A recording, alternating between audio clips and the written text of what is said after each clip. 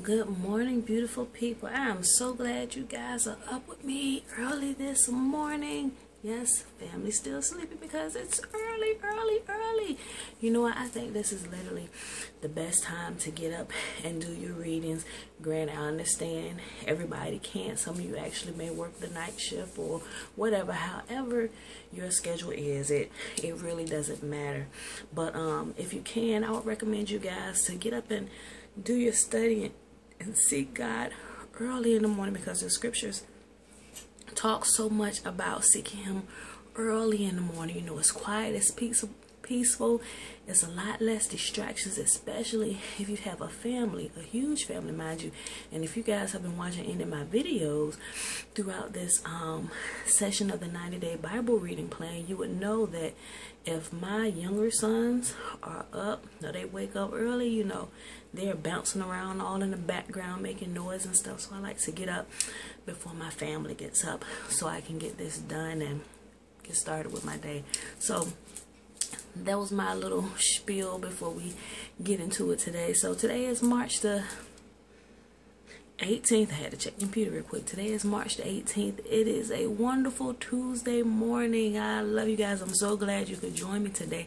And we are on day 29 of our 90-day Bible reading plan challenge. So all you guys that have stuck with us so far, keep up the good work. I'm so proud of you. We're here to support you and help you in your studies and grow in your Bible reading, because this should be a habit that should be made daily. So kudos on all of you guys that decided to take a stand and make this first priority in your life. So in today's reading, we are in First Chronicles.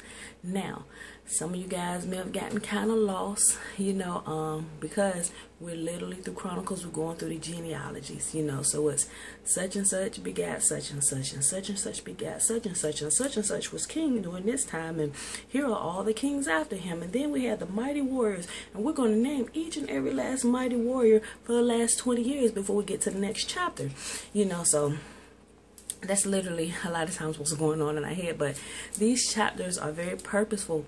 They were put here for a reason. Everybody may not use those chapters in their study, but it is very important for tracing back the genealogy and a line of Yeshua, Jesus Christ, the Son of God, his one and only begotten Son.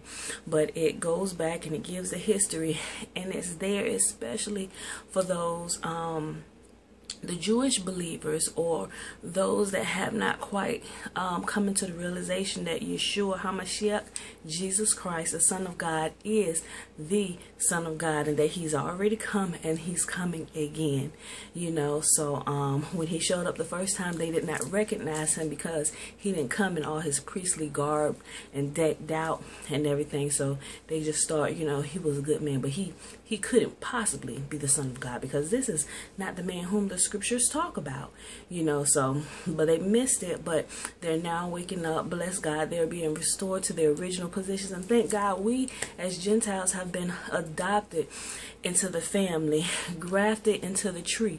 The Gentiles never replace the original branches or whatever. They were just cut off for a season because of their disobedience and not recognizing their Lord in their time, which, thank God, opened up the doors for everybody else to come in and be reconciled to God, you know. So I'm honored and I'm grateful for that. But now is the time where they're returning and they're being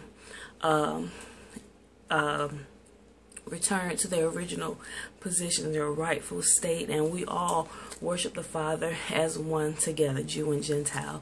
So guys, stick with the reading as we go through Chronicles. Like I said, it's much needed, and we'll understand some of these things later. And throughout the reading today, you will also see some specific things mentioned that doesn't go into a lot of detail, but we'll get into it as we move further along in our reading, such as Reuben. He was one of the ones who he was a firstborn, but he lost his birthright because he slept with one of his father's concubines. So his birthright was passed on, you know, to the next in line. And then remember Jabez? Yeah, remember his mother bore him in pain and gave him the name Jabez because she bore him in pain. So when he got to a certain age, you know, he just cried out to God. He said, "Father, bless me, increase my territory, take away all my pain, that I may walk in the blessing. Those weren't the exact words. I just kind of paraphrased a little bit. But we probably heard a lot of people saying, God, increase my territory. But anyway, that's what that comes from, First Chronicles. But all right, guys, that was pretty much it today. Like I said, stick with it. I appreciate you guys doing this. I'm here to help support and help you grow in your daily Bible reading, to make sure it becomes a part of your life. And guys, don't just read it for the sake of reading it. Read it for understanding. And like I said, once we get to the end of the 90 days, we begin again. So we will continue this 90-day cycle for as long as the Lord permits. So I love you guys. Leave a comment, put complete down in the comments if you actually completed the reading today. There's just a extra step of accountability. If you guys choose to, you don't have to. It's optional, but it's there. Post some questions on the page or in the thread or about what you read today, and we'll get those answered for you. All right. Love you guys. See you in the morning.